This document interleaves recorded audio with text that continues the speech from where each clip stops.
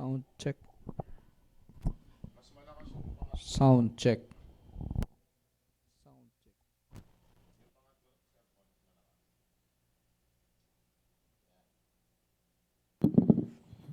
Sound check. Sound check. Sound check. Are you sure hindi yan dito yung narinig sa radyo?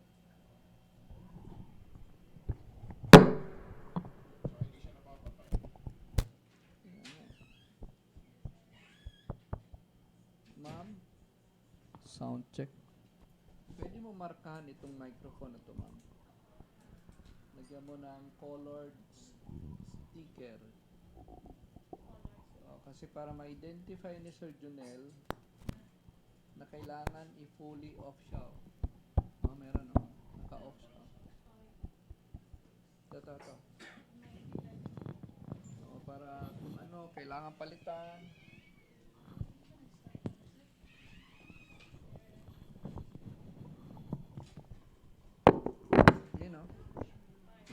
Mag-create ng feedback ito eh. Wala kang scotch tape dyan. Sir, pero may scotch tape ka, colored scotch tape, electric tape, anything na pwedeng markahan itong microphone na to. No?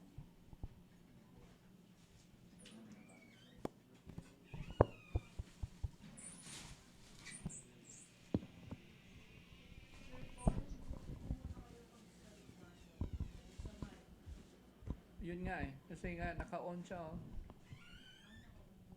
Hindi siya ma-off.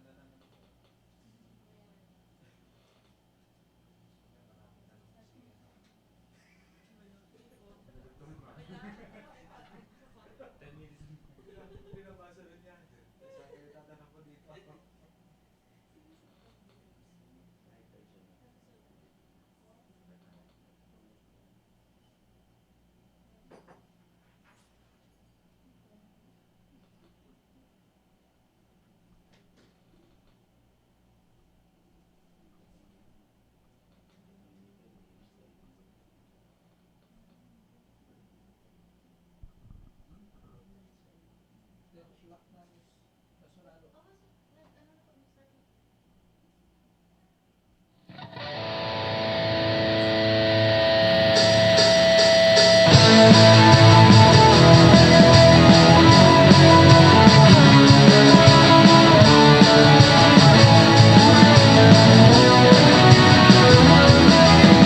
looking for a school that can guide you and teach you.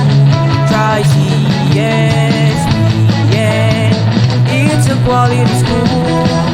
You will find true friends and teachers who cares and relationship that makes some trust, love and understanding.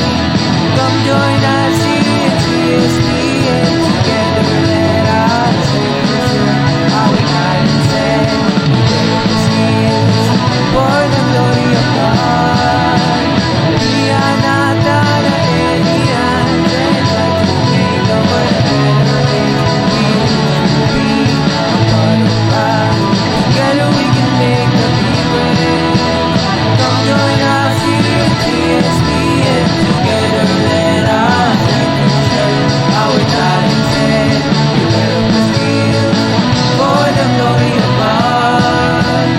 Iyanata na Elian and like to make the world a better place.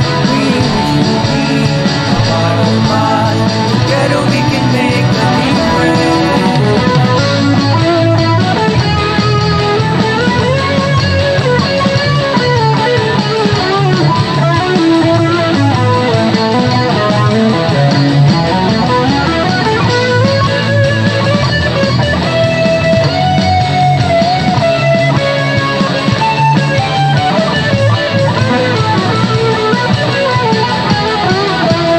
Come join us here at CSBN. Together let us learn to share our talents and develop our skills for the glory of God.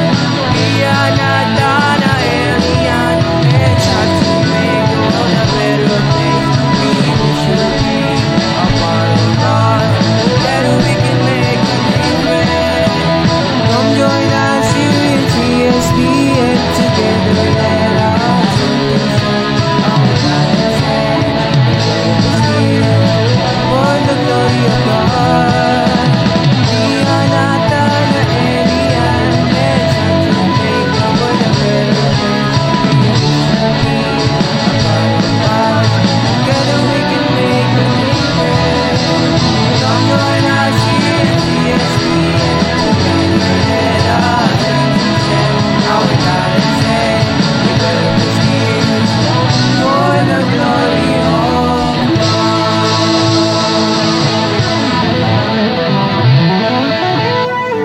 In the name of the Father, and of the Son, and of the Holy Spirit.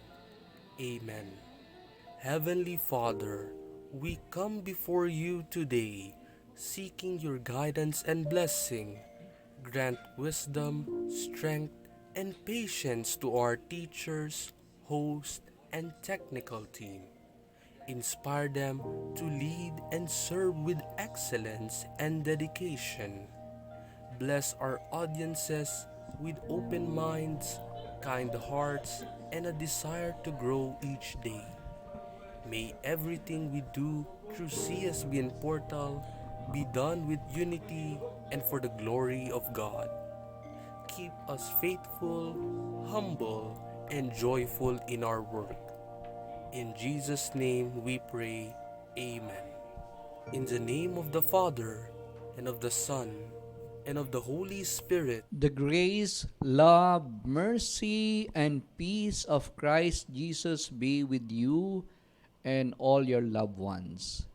So welcome to this CSBN portal, and this episode is entitled Let God's Word Guide Us, where we discuss some important scripture passages and some events in the biblical stories or narratives, no?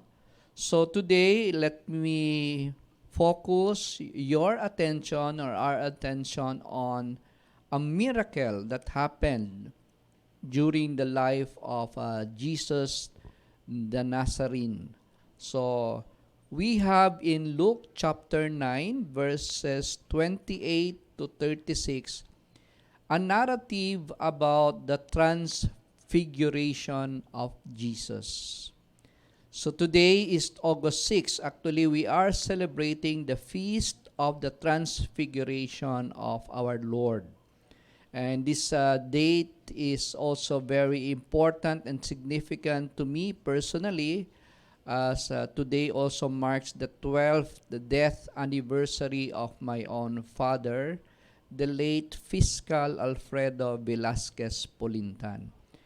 So, the transfiguration, ano? So, if we are going to analyze the word transfiguration, the meaning can be change in figure, change, figuration from the root word figure. So, there was a change in figure. So, in this gospel passage of the transfiguration of Jesus, there are miracles within a miracle. When we say miracle, it is not a natural occurrence. No? It cannot be fully explained scientifically. So, mahirap siyang ipaliwanag kung gagamitin lang natin ng science. So, number one here, of course, the very obvious is yung change in appearance. When Jesus went up to the mountain, accompanied by Peter, John, and James, he was praying, and while he was praying, his face changed in appearance, and his clothing became dazzling white. No? So, yung clothing ni Jesus of Nazareth became dazzling white. So, yun yung tinutukoy na transfiguration, the change in figure. So, miracle yon. It is not a natural occurrence.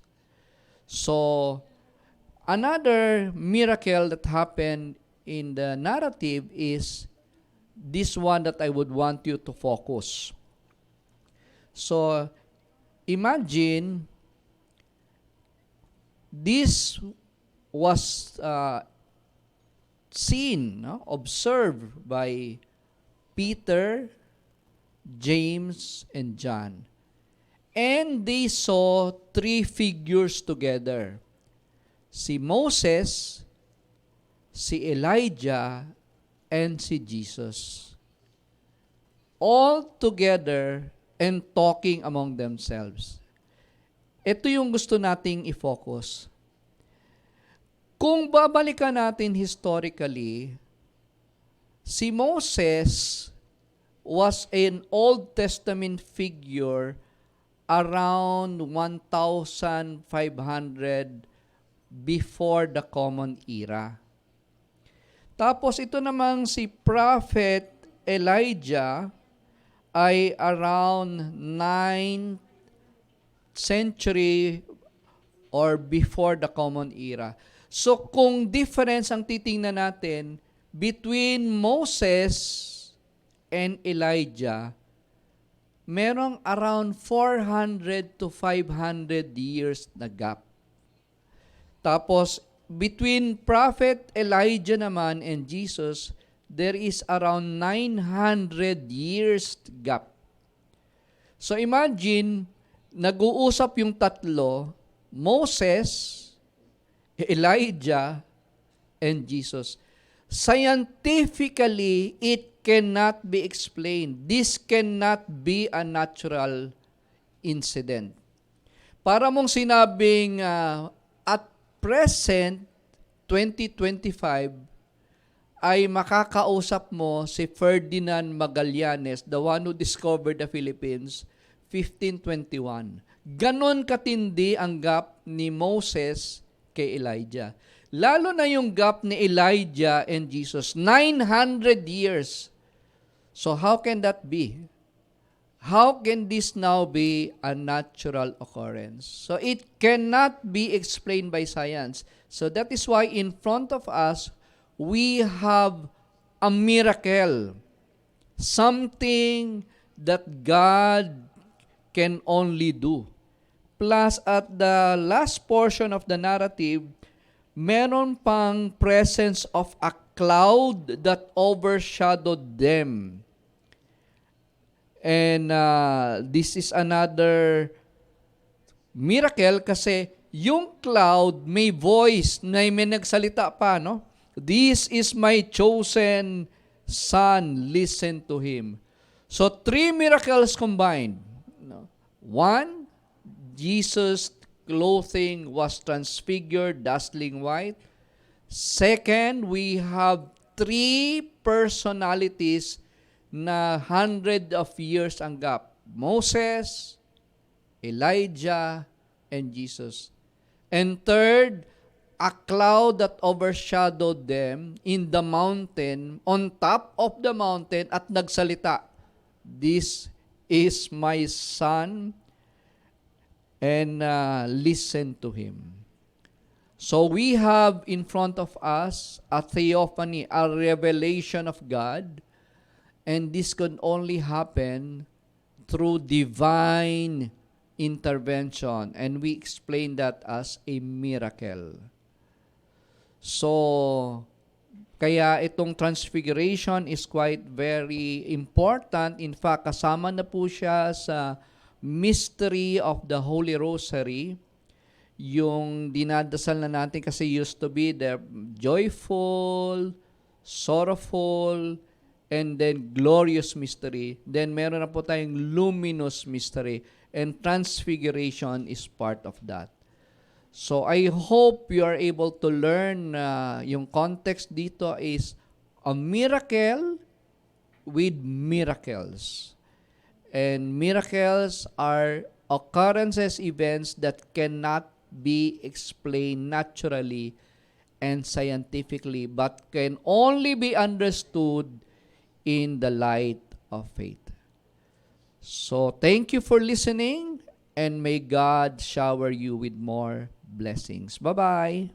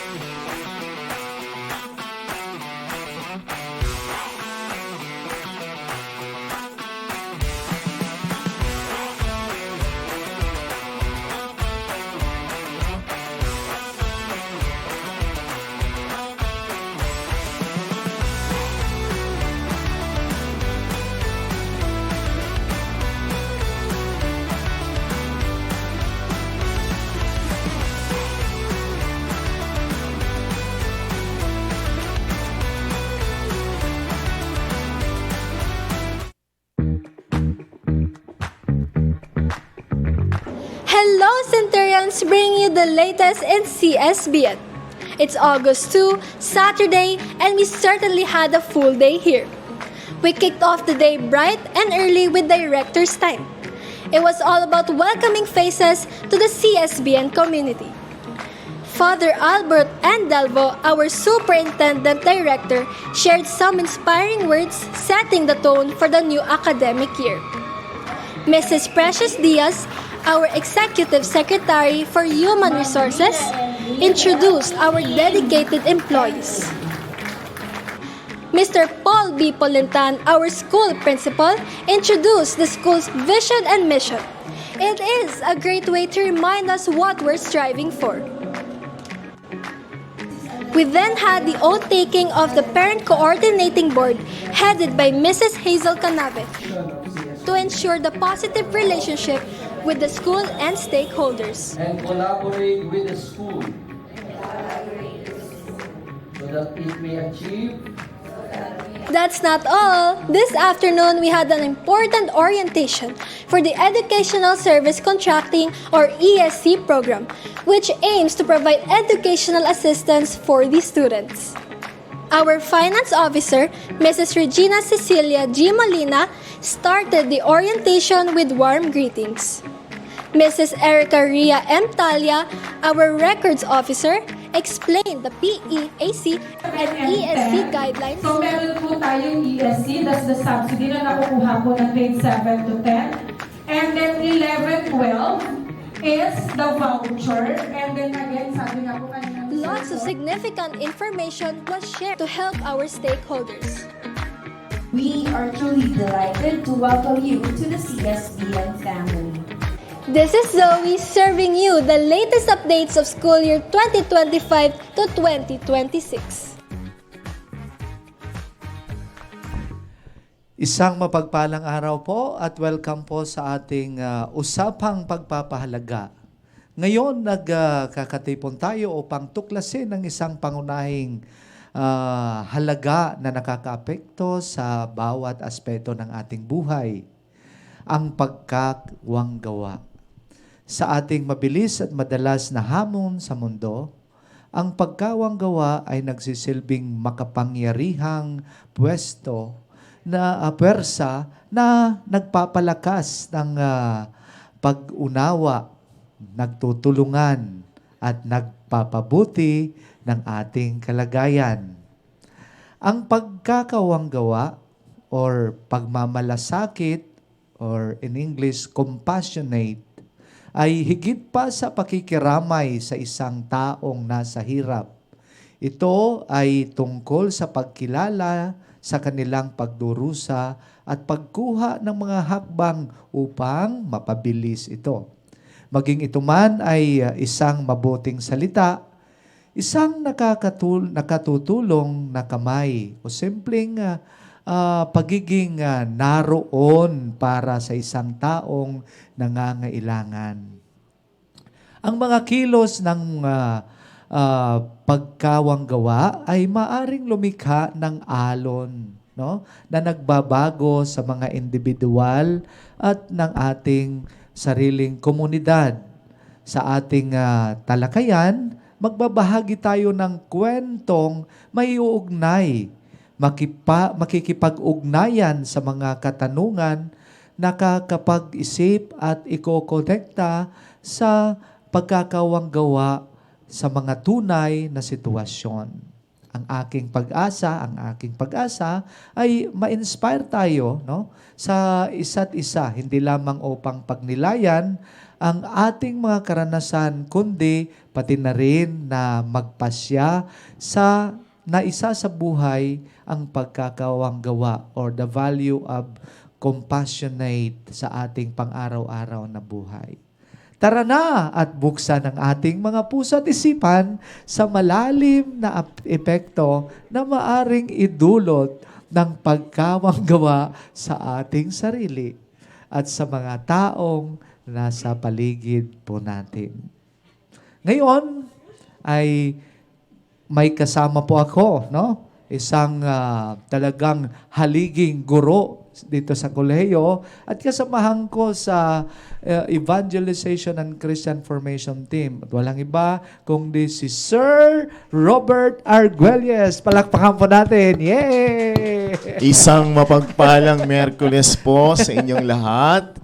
Happy Wednesday po. It's nice to be back po, Sir Perry. Yeah? Ayan. Ang lalim ng Tagalog ni Sir Perry, ha? Ang haba ng introduction na yan, kasi ha?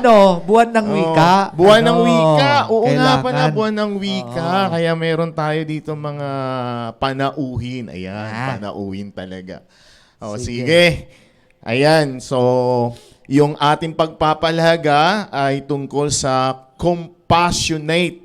At ang compassionate means having compassion, Yun. a feeling of sympathy or pity for others, especially one that makes you want to help them. And being compassionate typically means you care Yun. and you want to help.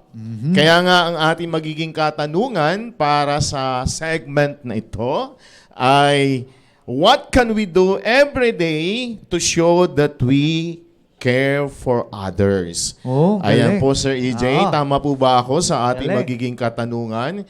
Okay? So, what can we do every day to show that we care for others? Yan. At tamang-tama, yung compassionate o mapagmalasakit ay talagang, eto rin, Sir Perry, ay nakita ko on national television kasi for the past 1 week, talagang sinalanta tayo ng tinatawag na natural calamities, mga bagyo, pagguho ng mga lupa, flash flood. So, ayan. Kaya, Importante ang value na ito. Yung Oo. talagang yung pagmamalasakit. pagmamalasakit. Oo. Yan. So, paano pa natin ito na ipapakita, Our care for others. Paano natin isa sa buhay, lalong-lalo na sa mga panahong ito at sa mga sitwasyon na marami po ang nangangailangan. Diba? Yes. Okay. Sobra. Ang dami pong nangangailangan. Sige. Okay?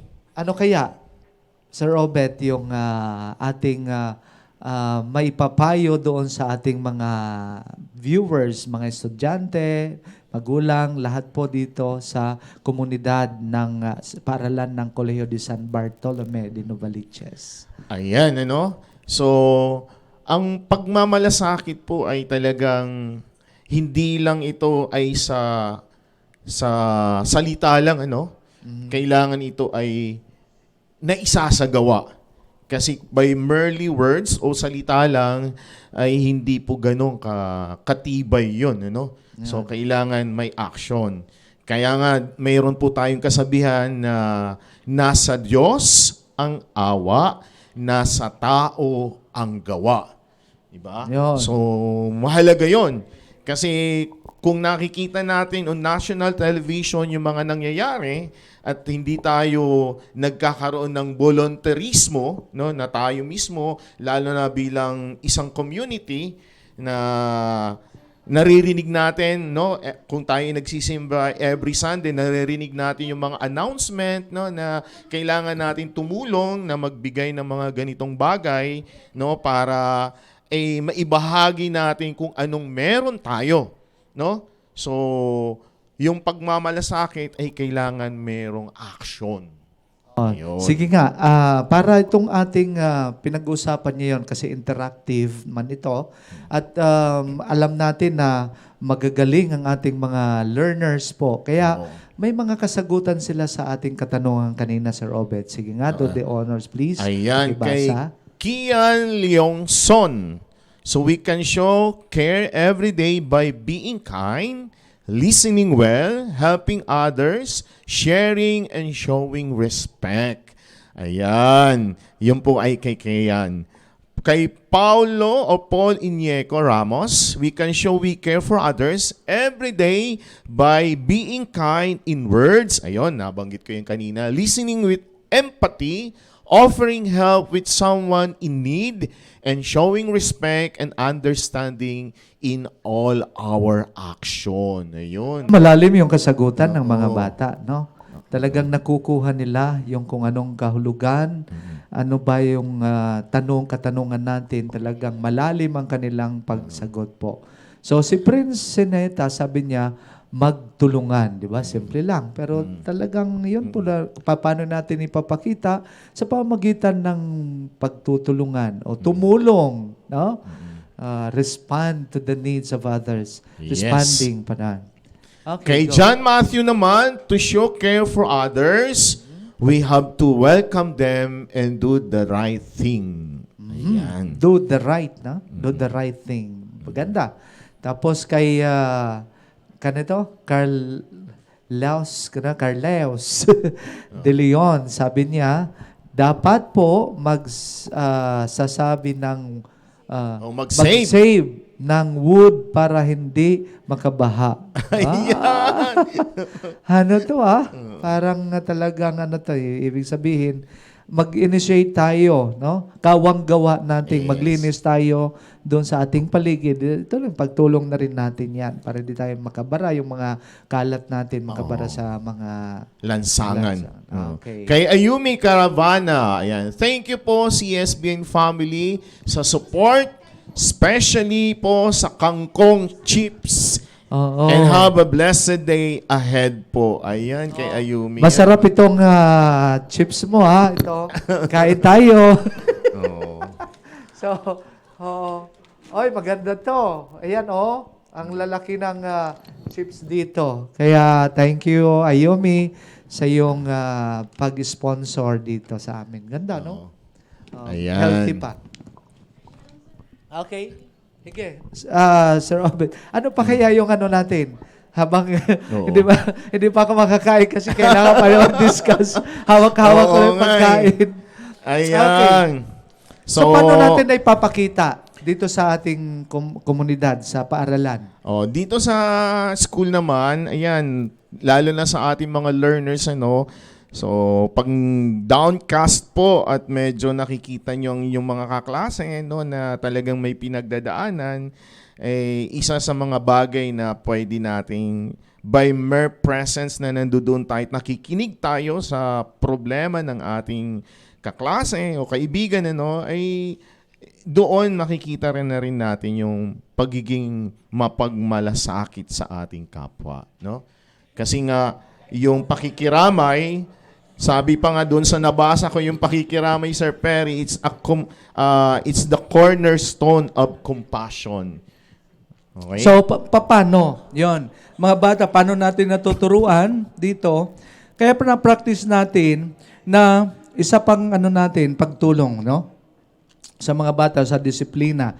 Pag-uupo sila, kung ano yung position ng upuan nila, ganon din, pagkatapos sila gamitin, umupo sila, tapos ginamit nila.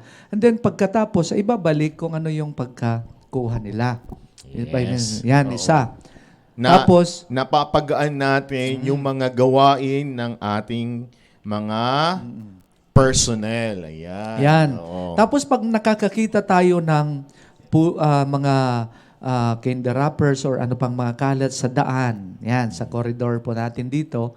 So, yun, tinuturuan natin na kunin, tapos hinahanap ng trash can para doon ilagay yung basura. No? Hindi na tayo nag-aantay na sitahin pa o hindi tayo tatawag pa na, yung ating mga maintenance or walisin nyo ito. Kusa tayo para itong natin, May kusa. practice. Oo. Tapos, siyempre, madadala rin natin to sa bahay natin, Yes. sa ating komunidad pag nakakakita po tayo ng mga kalat ngayon. oo. Diba? At hindi ko makakalimutan itong sinabi ni Father Albert Endelbo, yung wows, no? Yan. With or without someone looking, no? So, dapat, lalo na sa ating mga CSB, mga centurion, yung mga nabanggit namin dito kanina, with or without someone looking, saan man tayo naruroon, sa school man, sa bahay man, o saan man grounds tayo, or garden, or park, matuto tayong magpulot, mag-ayos, tumulong sa bahay, para ma-lighten natin, yung gawain ng iba ring mga tao. Isa rin sa pagtulong dito, yung mga mayroon na tayong mga, for example, bata, nahihirapan magdala kasi mabigat yung bag, 'di ba? Tinutulungan para at least yung pagkawang gawa 'yon, sir. Yan, compassion, matulungin. May mga tayo dito sa school natin in the heart of our pastoral ministry under our team, no? Is yung pastoral ministry yung may tayo, may gift giving tayo. Pupunta tayo doon sa mga charitable institutions. Yan, nakakatulong tayo sa mga nagtuturo tayo sa mga bata. Yung mga companionship accompaniment, yon. Part ng ating pinakapuso ng pagtulong po natin is the pastoral program under the evangelization and Christian formation. Sa atin po yan. Hindi lang po hinuhubog natin ng ating yung mind, pati yung puso at pati yung pagtulong, yung hands po. Yan. Pagkakaroon ng pagmamalasakit sa kapwa. Yan. Oo. Very important po ito. No? Kasi yan po yung nagiging makabuluhan, maging makahulugan ng ating pinag-aaralan kung naisa sa buhay po natin yon. Lahat Yan. ng yun. Okay? So, ano pa, Sir Obet, wala po bang yung response na mga learners po natin dahil maganda yung tanong kanina at may mga sasagutan po sila kasi itong ating value ngayon nasa learning competencies and values to be developed ng DepEd po natin. Nasa grade 3 po ito, lesson 3. No? Nandoon po matatagpuan yung ating pinag-uusapan ngayon, yung the value of pagmamalasakit, no? Yung or value of compassionate. Okay, ito po Sir Perry, mayroon po kay Gail Molida Bayani. We can show care for others in simple gestures like be friendly and respect our teachers and classmates. Ayan. Napakagaling naman. Very ano? good. Yan ang nakikita na naramdaman natin dito. Yon. Ayan, kay Sabina Yu, tama po ba? Yan. We care for others every day by doing small but beautiful actions like listening to them, being kind, showing respect, and praying for them. Kasi mahalaga, kaya nga itong ating pinag-usapan ngayon, mahalaga kasi tatlo po yung learning competencies ng DepEd. Acquire natin yung knowledge, tapos make meaning, dapat makabuluhan, makahulugan sa buhay natin, and then yung transfer of learning. Po natin. Very three important aspects po ng galing po sa ating matatag curriculum, sa learning competencies po. Napakaganda nun, no, Sir Perry? So, ayan. So, challenge po yan sa ating lahat, no? So, mapagmalasakit, no? Pagiging mapagmalasakit. The value of mapagmalasakit. Okay, expect na lang nasasagot po lahat ang ating mga learners from grades 1 to 6, and then iba naman ang questions from grade 7 to 10, and then hanggang 12 po, lahat po. May expect natin yung mga kasagutan nyo na nakapost before pa natin to. Okay, maraming salamat po at break na po tayo. Thank you.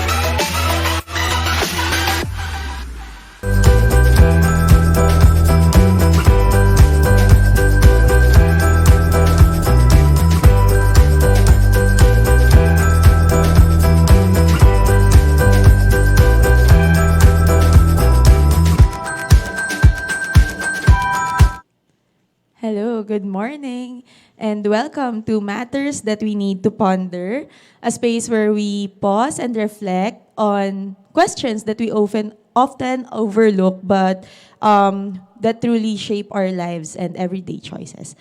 And today, Tagalog, ako'y magfi-Filipino dahil buwan ng wika pa lang ngayon. Ayan, so, at dahil ngayong araw, umpisa na ng Agosto at ating ipinagdiriwang ang buwan ng wika, ang mga susunod nating paksa ay tungkol sa wikang Filipino. At para ngayong araw ay nag-imbita tayo ng isang eksperto sa wikang Filipino. At siya ay ang grade 9 chastity mentor, si Sir Elmer Di Mayuga Jr. Palakpakan natin sila. Sila. Ayan. Yan, isang pagpalayang araw po sa inyong lahat. No, muli, nais ko ipakilala ang aking sarili. Ako nga po pala, si Elmer A. Di Mayuga Jr., grade 9, Chastity Advisor. And ang aking subject na tinuturo ay subject Filipino po. Oo, kinabahan ako biglang Filipino pala. tayo. Ayan, so ngayon, it's your time to shine, sir. Ayan, so wikang Filipino. Sige, unahan na natin ng unang tanong. Ayan, ano para nga ba ang marami mga katanungan natin? para marami kang maibahagi ngayong araw. So, paano nagsimula ang wikang Filipino bilang pambansang wika ng Pilipinas? Ayan, no, napakaganda ng kwento ng kasaysayan ng wika natin dito sa bansang Pilipinas. No? Kasi nga po, isa tayo sa mga bansa na may pinakamaraming dialektong sinasalita dito sa ating bansa, na mahigit na sa 100 or 150 plus ang ating dialektong sinasalita. So unahin muna natin, paano nga ba napunta sa wikang Tagalog hanggang sa naging wikang Pilipino? Unahin na muna natin, noong 1935, mula nung naging Pangulo si Manuel Quezon, nagtalaga siya ng mga departamento para maghanap o pumili ng wikang pambansang gagamitin natin dito sa Pilipinas. Which is, nagtayo siya ng komisyon na nag-aaral ng mga wika. Una, tinatawag itong SWP o mas kilala bilang Surian ng Wikang Pambansa.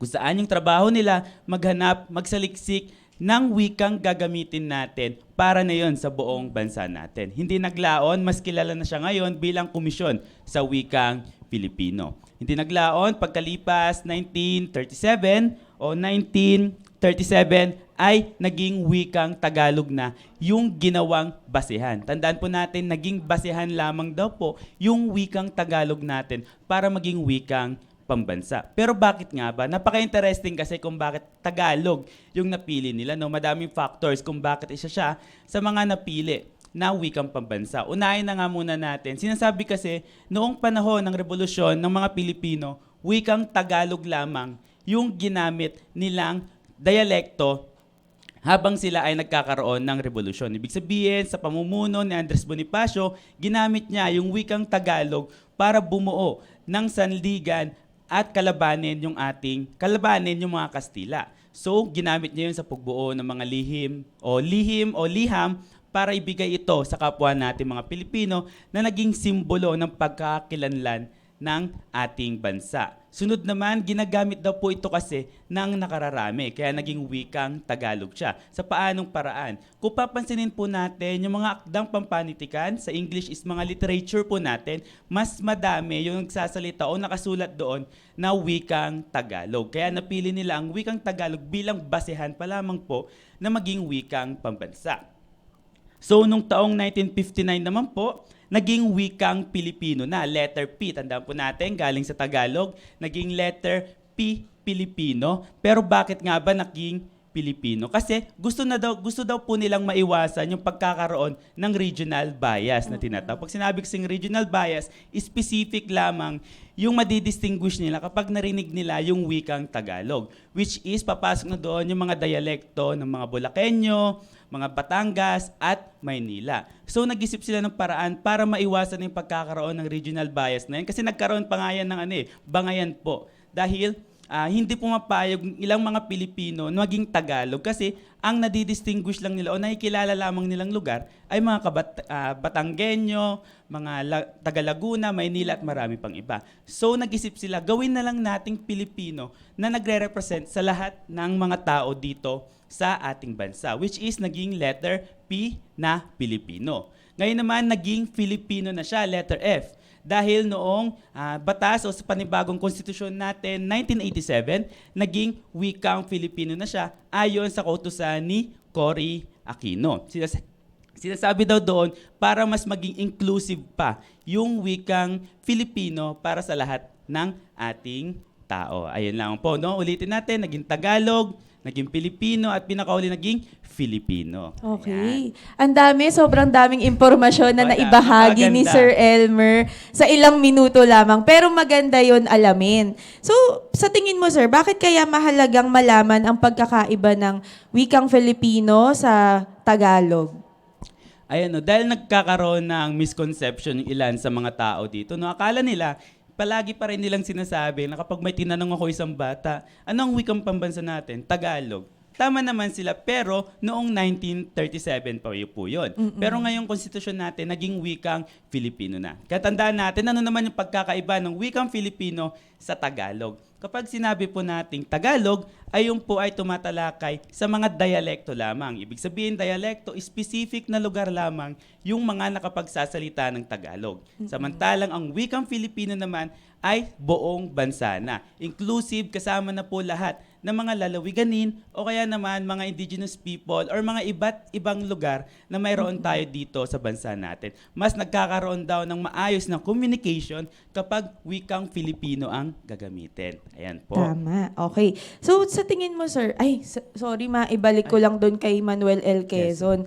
Extra trivia lang Extra tayo trivia, para sa ating yan. mga learners. So, si Manuel Quezon, bukod sa pagmamalasakit sa wikang Filipino, siya rin ay kilala para sa open door policy kung saan pinakita niya yung kanyang pagmamalasakit sa mga ibang tao na natamaan noong ikalawang digmaan. So, tumanggap tayo ng mga Jewish refugees dito sa noong bansa natin. 1930s.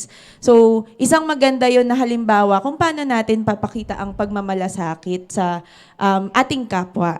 Ayan. So, ngayon, sir, dahil pinag-uusapan din natin yung pagmamalasakit sa ating kapwa.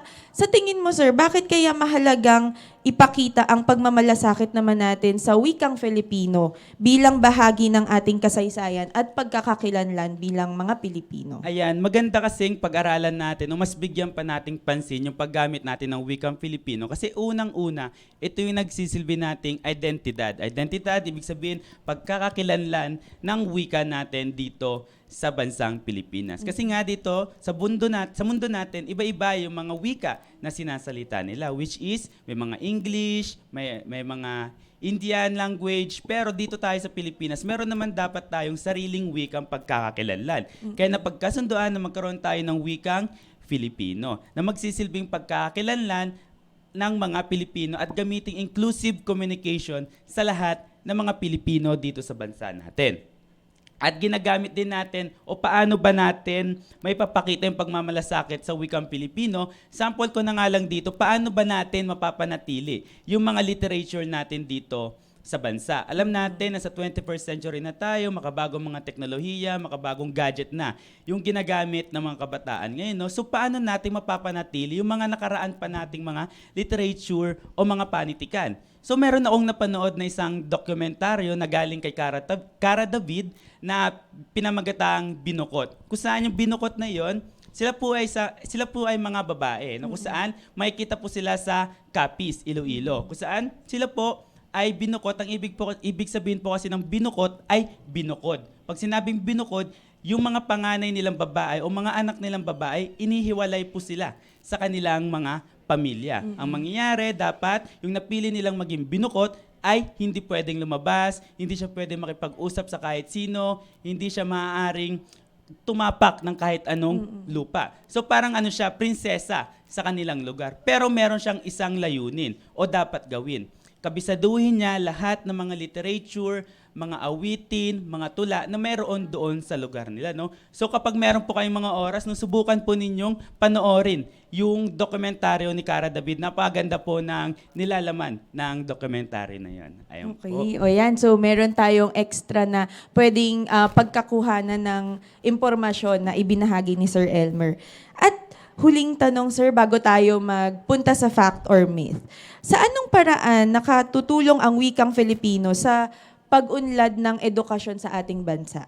Ayan, napakalaki ng naitulong ng wikang Pilipino sa pag-unlad ng edukasyon sa bansang Pilipinas, no? Dahil kung naalala niyo po sa mga nakaraang taon, nagkaroon tayo ng mother tongue language kung saan ginamit natin kung ano yung mga wika na meron tayo sa iba't ibang lugar. Kunyari po kung ikaw ay taga Maynila, gagamitin mo lamang na wika mula grade 1 to grade 3 ay yung wikang Tagalog lamang. Tatanggalin natin yung paggamit ng mga wikang Ingles sa iba pang mga asignatura. Magagamit din natin yung paggamit ng wikang Pilipino para mas lubos natin na ipapahayag kung ano yung mga damdamin natin sa isang paksa. Kasi nga po kung papansinin natin, mas kayang banggitin ng mga kabataan ngayon yung gusto nilang sabihin kapag nakasalin siya sa wikang Pilipino o nagsasalita sila sa wikang Pilipino. Hindi sila nagkakaroon ng limitation kung ano lamang yung nais nilang sabihin. Mas bukas sa kanilang isipan na gumamit sila ng wikang Pilipino dahil mas nakakapag-communicate pa sila lalo sa mga kapwa nila kabataan o kapwa rin Pilipino. Okay. So, Ayan. maraming salamat, Sir Elmer, sa lahat ng impormasyon na naibahagi mo, pati yung mga magagandang halagahan na mapagkukunan namin tungkol sa pagpapahalaga ng wikang Filipino. Ayan. So, bago tayo dumako sa ating fact or myth, magkakaroon lang po tayo ng short commercial break at humanda kayo para sumagot kung fact or myth ang mga makikita ninyo sa screen. Paalam!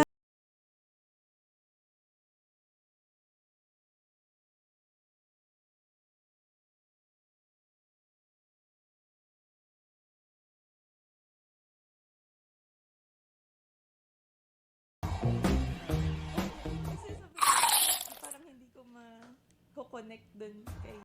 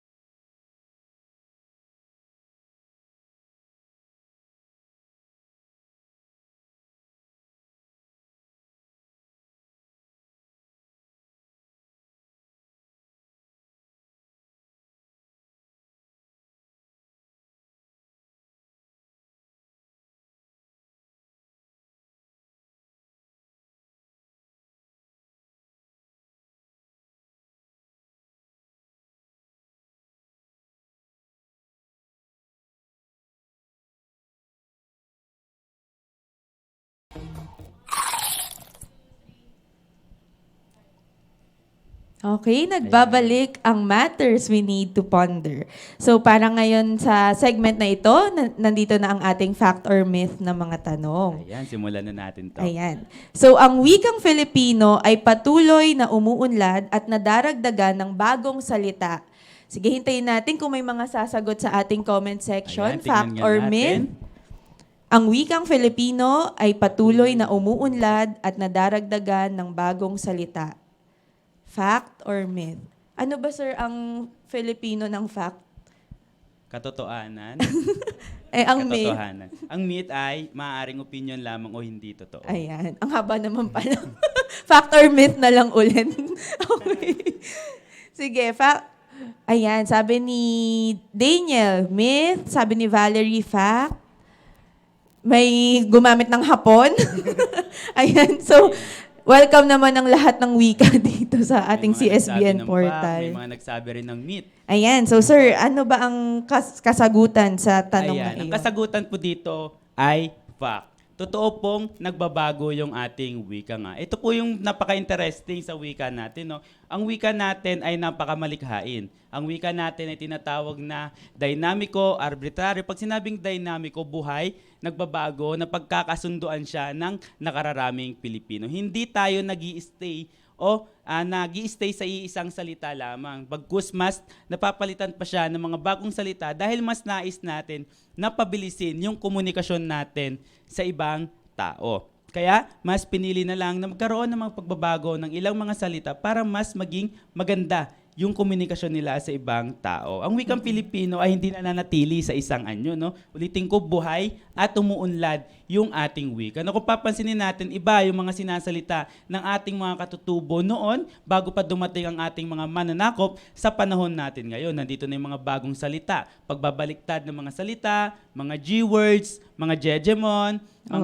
mga reels na salita na ang tanging nakakaintindi lamang ay ilan yung mga kabataan o minsan nakadepende sa antas ng kanilang buhay. Oo, Yan. dati, uso pa yung salitang Japorms, Yes, spooting, pero ngayon, drip, riz, yan, ganyan. Di ba? pagbabaliktad. Nagbabago yung depende sa henerasyon. Tama, pinapaikli nila. Oo, so ang unang statement natin, ang wikang Filipino ay patuloy na umuunlad at nadaragdagan ng bagong salita ay isang fact. Okay, ayun. So, hindi na kailangan pang pag-aralan ang wikang Filipino dahil ginagamit naman ito araw-araw. Fact or myth? Ayan, yan po ay isang myth.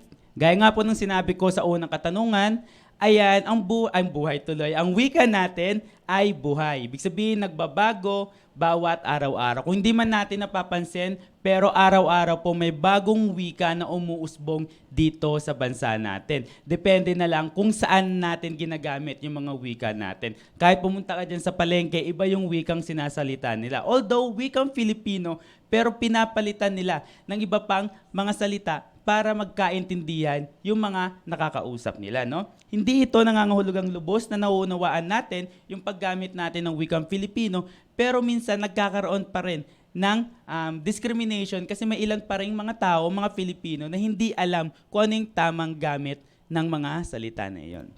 Okay, so para sa pangalawang statement, ito ay isang myth. Ayan. Tama siya. At ang huli naman, sir, fact or myth, mas professional pakinggan ang wikang Ingles kaysa sa wikang Filipino. Ayan, kung titignan natin, maaari siyang maging fact at maaari din siyang maging myth. Bakit po? Kasi nakadepende na lang kung ano yung wikang gagamitin natin, depende sa larangan na meron ka. Pag sinabing larangan, kung saan ka nagtatrabaho. Kung wikang Ingles yung kailangan gamitin doon sa trabaho mo, gamitin mo ang wikang Ingles. Pero tayo mga Pilipino, hanggat maaari, gamitin natin ang wikang Pilipino o yung wikang pambansa na mayroon tayo. Kasi nga po, mas naipapahayag natin sa mga kasama natin, mga mag-aaral, mga kaklase, kapag gumamit tayo ng sariling wika na mas maiintindihan ng nakararami. Ayun po. Okay. So, para sa pangatlong statement, ito ay isang fact o myth. Yes So, po. walang kasagutan. Walang kasagutan. Oo. So, depende talaga sa sitwasyon na kailangan nating paggamitan ng wika. As long as nakakapag-communicate tayo ng maayos at sa Ayan. isa't isa. Ayan. So, maraming salamat ulit, Sir Elmer, sa pagpapaunlak sa aming imbitasyon na dumalo sa CSBN portal. Dumalo. Ayan, no, Ayan. Bago ako magtapos May sa gusto ka aking bang- serye, no? Ayan, shoutout nga po pala Ayan. sa 4th floor faculty na sila Sir Mac, sila Sir Stephen, sila Ma'am Christine, sila Sir Edmond, sila Sir Owen, at yung mga kasama ko pa po sa 4th floor faculty po. Ayan. Tapos bago magtapos, nais ko lang muna mag-iwan sa inyo ng katagano na sinabi ni Pat Villapuerte na isang editor manunulat dito sa bansa natin. No? Sinasabi niya dito, maaari tayong tumanggap ng mga salita mula sa iba't ibang wika. Ngunit kailangan marunong tayong bumalik sa salitang wika o sa sarili nating wikang pinagmulan. Ayun lamang po at maraming salamat. Maraming salamat, Sir Elmer. At tandaan, gamitin natin ang wika sa pagpapakita ng pagmamalasakit sa ibang tao. Salamat po. Kita tayo sa next session. Po. Hello, Centurions! Bringing you the latest in CSBN. It's August 2, Saturday, and we certainly had a full day here. We kicked off the day bright and early with Director's Time. It was all about welcoming faces to the CSBN community. Father Albert Delvo, our Superintendent Director, shared some inspiring words setting the tone for the new academic year. Mrs. Precious Diaz, our Executive Secretary for Human Resources, introduced our dedicated employees. Mr. Paul B. Polintan, our school principal, introduced the school's vision and mission. It is a great way to remind us what we're striving for. We then had the oath-taking of the Parent Coordinating Board, headed by Mrs. Hazel Canave, to ensure the positive relationship with the school and stakeholders. And collaborate with the school so that it may achieve. That's not all. This afternoon, we had an important orientation for the Educational Service Contracting or ESC program, which aims to provide educational assistance for the students. Our finance officer, Mrs. Regina Cecilia G. Molina, started the orientation with warm greetings. Mrs. Erica Ria M. Talia, our records officer, explained the Hello, welcome back. Ang tahimik naman ng mga kasama ko. Ako lang. Oo, kasi Go. kami ni Sir Perry, ako, Cebuano ako, si Sir Perry ay Waray. Waray. Ako po Tagalog. Yes, kaya talaga yung mga dialekto natin ay ibang-iba. Opo. Fact or myth? Sabi na Fact nga, o myth? may nagsasagot, mga myth. Oo, ayan. So, salamat po sa mga sumagot pala sa comment section natin kanina. Sir, bago tayo dumako sa mga announcement, Meron may kaming gift pack. Joke pack. Hindi po pala gift Ayan. pack. Ayan, so para po Lost sa and Lost and Found. Found. Yes, Lost and Found. Kung sino pong may-ari ng mga bag na ito, pakikuha po dito sa CSBN studio. Sa mga magulang na nanonood, baka yung mga anak nyo, ay sa inyo to, pa-claim lang po, nasa registrar po ito. Opo, Registrar or CSBN studio. Hanggang Alas, Friday po, hanggang Biyernes, August 8. Oh, Yan. the earlier the better kasi Opo. parang pagkain ata Pagkain. yan, ano? May So, sapatos po. Ayan. So, Yes. pakikuha na po dito. Then we have Mass of the Holy Spirit. Na-move po ang original date. Tapos nalipat ito, Sir Perry, on August 15. Dito po yan sa San Bartolome de Novaliches Parish Church at 9 o'clock in the morning. At ito po ay will be presided by the Bishop of Novaliches. Tama ba, Sir Perry? Tama po, Sir Paul. At syempre, tatanungin natin si Ma'am Pat, yung ano meron sa August 23, Ma'am Pat? Opo, ito po ay piyesta ni San Bartolome, Feast of Saint Bartholomew. 2 araw po ang selebrasyon. Pero inaanyayahan po namin kayong sumali sa August 23 para sa mga iba't ibang gawain. Bisperas yan, ano? Bispera. Sabado yan. Ayan, sasayaw ka ba, Ma'am? Kasi Hindi ko pa po alam. Simula alas 6 ng umaga Opo, hanggang jam pack po yung araw na iyan. Gandang lola yun. May kayo dyan? Mayroon po tayong Caracol Festival. So, Yan. ano po siya? Festive procession. Yan. Mayroon din pong balagtasan. Mayroon ding Gandang Lola, Reynang Walang Kupas, Coronation. Opo, mga Lola representatives ng San Bartolome. Matindi, yes. Opo. At yung feast mass po natin ay sa August 24. Yan, August 24. 10 And then a.m. another one po na we would like to apologize as scheduled, dapat ay may retreat po yung ating mga CSBN employees tomorrow and Friday pero na-cancel po ito. It will be moved on September if finalize pa po ng RCBNES yung retreat ng mga employees. Okay? Yan. And then we have Star Sender, Ma'am Pat. Sino ito? Yes, we have star senders, si Den Sherte and Jen Maclang. Maraming Yan. salamat po. At saka yung ating sponsor ng kinakain ni Sir Perry kanina, yan. Sino ba ang kumain Si Ayomi. Wala po, Yan, yan. si Ayomi. yan. Yan. Masarap siya at medyo manghang, ano? Opo, pili po kayo ng hindi Yes. spicy flavor. Kangkong yan, di ba? Opo, Okay. kangkong chips. Okay, yes. So, Sir Perry, ano ba? Anong next? Ayan po. Abangan yung mga susunod na mga ano po natin, yung mga programs kasi mayroon tayong introduce na program hopefully kasi this coming Saturday ay pupunta kami doon sa Radio Maria Philippines, no? Sa Wow. Tarlac.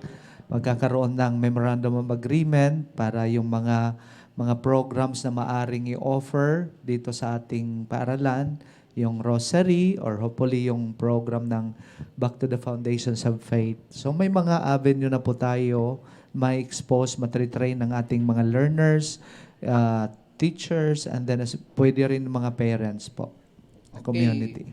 And then we have a star sender, si Valeria Guevara. Guevara, Okay. yan. Thank you. Sige, Mampat, kakanta ka na daw, Mampat. Oh, yan, oh. Yan. Okay. Sasabay po ulit ako, sir. Sige, 1, 2, ready, sing. Sige.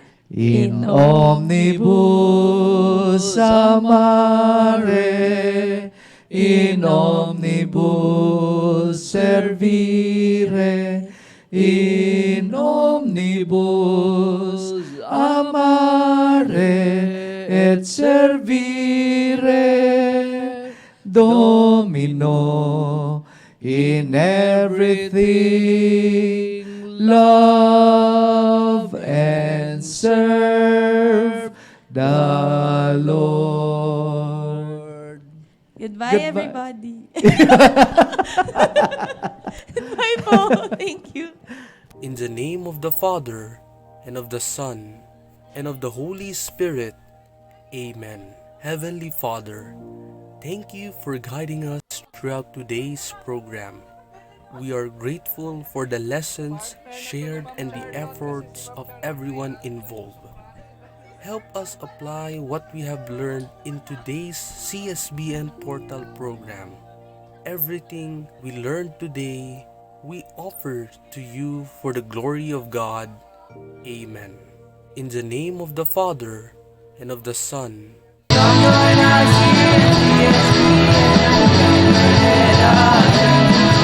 Our